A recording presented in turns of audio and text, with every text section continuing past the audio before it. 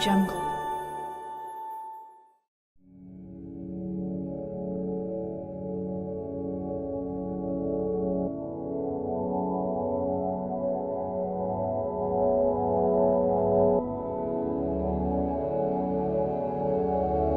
Yes, I do know what happened to those two and the other. Yes, I was there. Well, of course, you heard something about that. Let me tell you this. When you are young, you count and tally. You rate your fuck-ups against each other like a drunkard's race. Me? I stopped bothering a long time ago. All fuck-ups, big or small, after enough time passes they are all the same, forgotten. Only ghosts remember. This thing in Detroit, though, well, this was a bad one. It started with the crack house, with the deaths of 7 innocent people that I got there too late to stop. 7 more souls that are now bound to me by my mistakes. I might have been able to do something about it the night before. I had already been arguing with them for so long. It was so very late, and I was so very tired. It is hard to take mass murder seriously, cloaked in pretentious bullshit, over 3 in the morning diner pancakes and stale coffee. I honestly had thought they were all talk, but that isn't really any excuse for negligence. Yes, of course they were narcissists, and I knew that. The art requires narcissism, at least at first. You can't hope to warp the world to your will, unless you first believe your will is more real than the world itself and everyone in it. You should have seen me when the Baragenia first found me. I was a pretty terror. I would have eaten you alive, you lovely strong man, yes. I may yet, still. By the time I got there, the working had already started. The circle was drawn, the altar was hallowed and laved in blood. The spirits of steel and concrete, of empty lot and lighted playground, spat and howled, all awakened, sentient and restless. My students had done this. They were fools, and foolishness was going to get them killed, but I had made the mistake of teaching them what little they knew, and I was responsible for them. I found them on the roof of the condemned tenement. What have you done? I asked. Mother Morena, could I have been any more ineffectual and cliched? Jake went on with the usual rehearsed rhetoric, the symbolic transformation of trash into art. Those were people. You psychotic asshole. Sending a message to the thrones of power, blah blah blah. Ty said that they needed to fuel the working. These people were as close to dead already as makes no difference. Nobody would miss them, and the cops would never come to this neighborhood to investigate the murder of some black crack addicts. As though mundane police attention was our main worry. Petra just threw back her head and laughed. I had to help them. They couldn't handle power on this scale. I thought I could keep the collateral damage to a minimum. Collateral damage? Who am I, some flunky at a Pentagon press conference? These are human lives I'm casually discussing the destruction of. Even I could barely handle a working of this scale anymore. Nowadays, my art is a bright pebble worn smooth by time, and I am very far from my places of power. So I helped, so help me. Perhaps, with my help, it would have worked. It might have been a thing of beauty brought forth by craft and will into a world made better by its presence.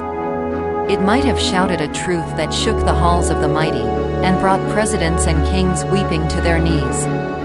It might have exalted art over celebrity, given wings to the imprisoned, shone as a lantern to the lost, and birthed the Aquarian age from the stinking corpse of the age of Mammon. Then, just maybe, it might almost have been worth the cost.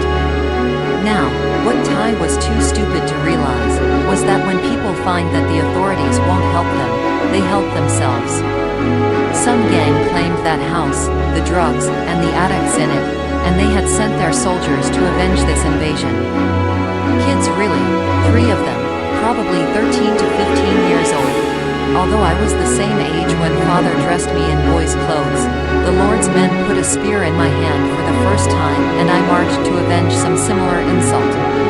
So, these armed children burst onto the roof with machine pistols, and started spraying bullets everywhere.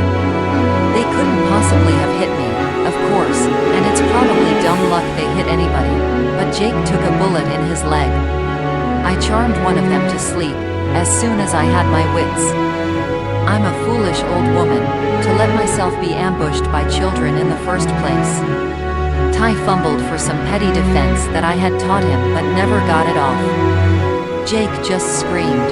Petra advanced on them, like a lioness, and smiled.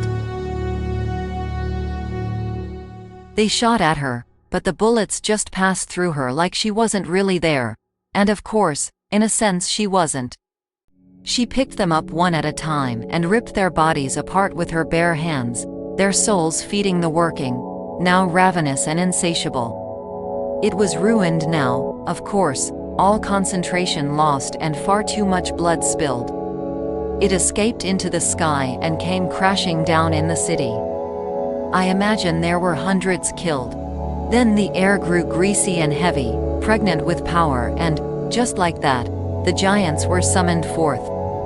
Hideous floating copies of Ty and Jake, hundreds of feet long and dressed in bi-colored harlequin costumes.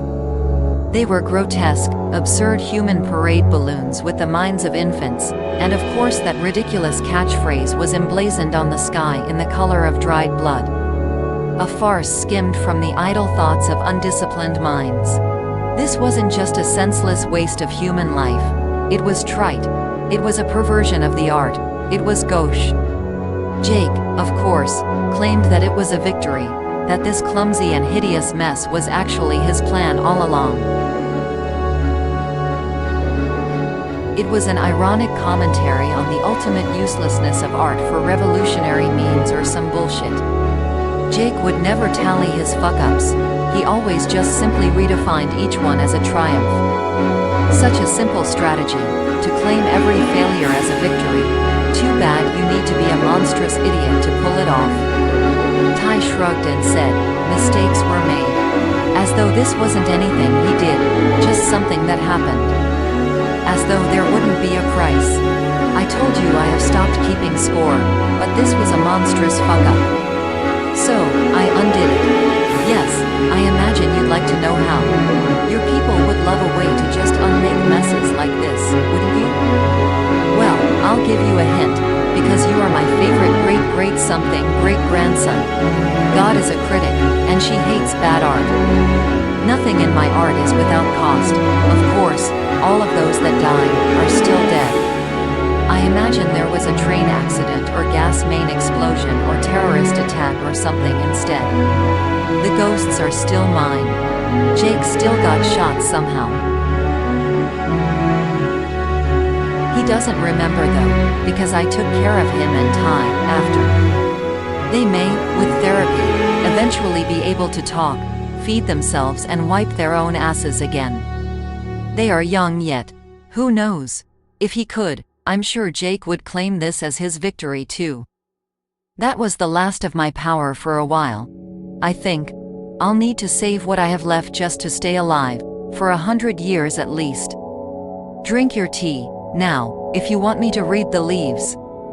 As for Petra, well, she was the best working those two did, the best working I've seen since Jack Parsons' Babylon. She was why I consented to teach them in the first place, after all. A masterpiece, by chance, from gifted apprentices. She is as perfect as they dreamed her, and she has cut the umbilicus to them. She is out there now, a free thought, her will moving through the world and the world moving according to her will. What will she become? Woman, witch, goddess or monster? Or perhaps all of the above? Who knows? She's young yet too. This content is Creative Commons. Relevant attribution can be found in the description. Thanks for watching.